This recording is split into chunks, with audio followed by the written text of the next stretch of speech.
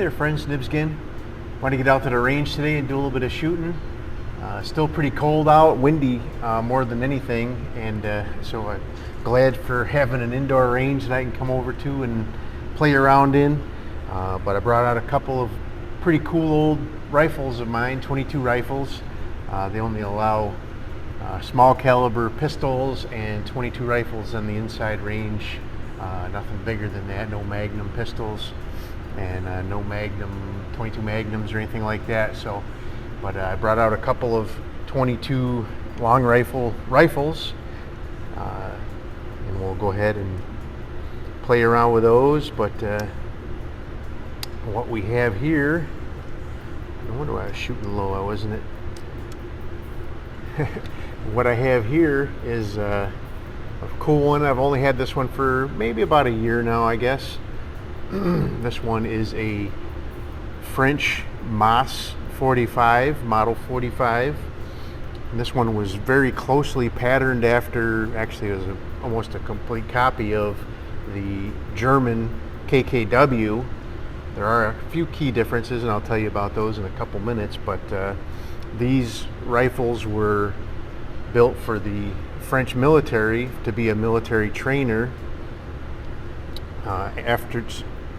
directly after World War II, and that's where they got the 45 from. They started making them in 45, and they made them up into the 50s. I don't remember exactly what year they discontinued them, but this one's pretty cool. Still got really nice. The stock is really nice shape. They are parkerized, and the parkerization is still really nice on this one. You can see the action is very much reminiscent of a German Mauser K98, because the KKW training rifle was patterned directly after the K98 and developed for a German trainer. So this one, a couple of the real key differences: the KKW would have had full wood out to the end like a K98 Mauser. The French decided to go with a more sporter looking stock. And then the other thing is that all the KKWs were single shots, but the French wanted a magazine on theirs, so they opted for a 5-round magazine to go in there, which is a big change, really. These ones, they do have a just a front post, and then they do have a adjustable for elevation peep sight on the back, which is really nice for me. I really like that. There is a little hood that goes over top of the front sight, but it's actually tight to the front sight, so it really won't be useful when you have that on there. So you got to take that off, which is just kind of inconvenient. It really lends itself to getting lost. I'm going to shoot a couple of groups with this. Our indoor range here is 50 feet, but I'm using the small bullseyes like you guys see me use in the garage quite often, and so that will make things a little more challenging for me. This is a great shooting little gun, just shooting CCI standard velocity. Stuff shoots really good in this gun, most of my guns.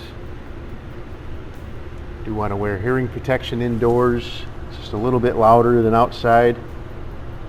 If I was shooting outside with this standard velocity, I really wouldn't worry about it so much, but it's just a little bit louder in here with the echo and everything. So, but we'll go ahead, we'll do 2 groups, and then we'll wrap it up. Really cool old gun.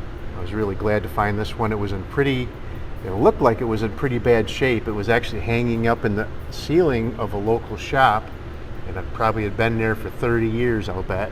It was just covered with old oil and dust, and it really looked like it was in really bad shape. But I got it home and did a really good conservation on it, and I was pleasantly surprised that it's not in immaculate shape, but in 100 times better shape than it looked like when I got it off the ceiling of that shop. So, but let's go ahead and do some shooting. Just shooting off hand, so probably any problems with the grouping will be all because of that.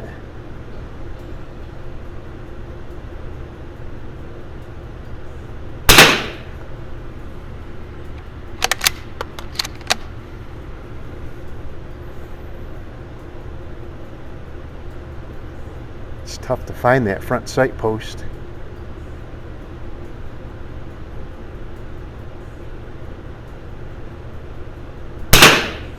I have not taken the time to put some orange paint on that one like I do on a lot of mine, so it's tough to find that. The back wall out there is black, so until I actually get the front sight post on the target, it's hard to find it.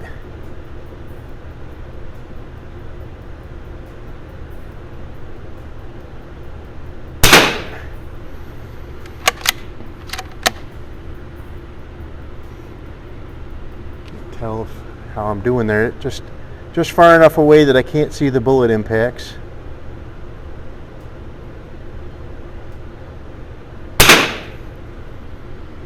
That one looks like it was a little low.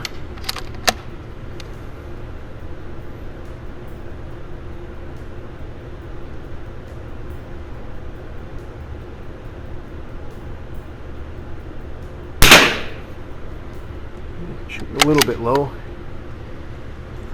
Go ahead and load up another 5 rounds, and I'll do a couple clicks up on the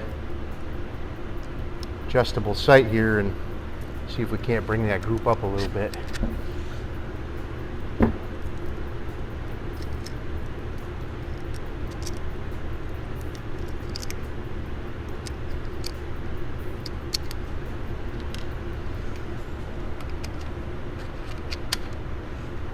This is the range that I shoot sporting rifle league at.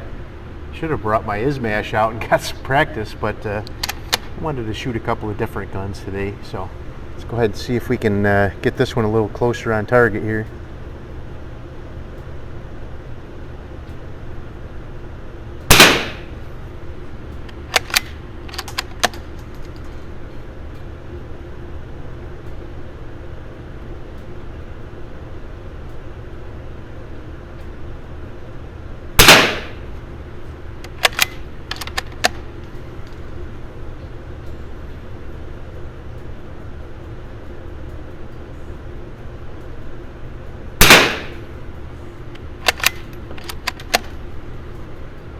Looks like I'm doing a little better. I can't tell right away, but we'll reel that one back in a minute here. And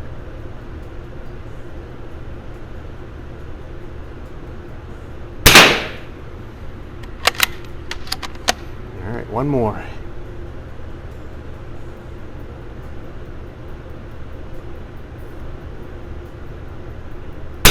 Oh, squeezed that one a little too early. I think I still hit all right, but you reel that back and see how we did.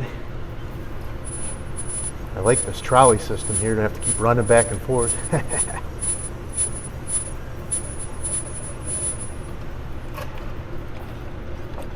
Okay, so even the first one wasn't too bad, just a little bit low, but the grouping was pretty good.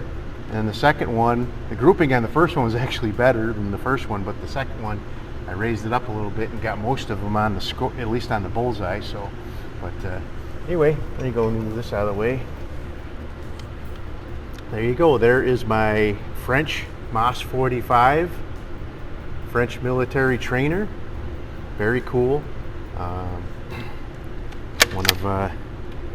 I love these military trainer 22s. I've got several from Germany, well, this is the only one from France. I have a Russian one actually on layaway right now. Hopefully I'll have it before the end of the month, and we'll be able to get that one out and do a little bit of shooting with it on camera here too. But I have a Polish one. I have several United States obviously trainers, but Anyway, hope you liked the video. If you did, like, share, and subscribe. Make sure you hit that notification bell. You'll be notified when I do post up new videos. Until next time, have a great day.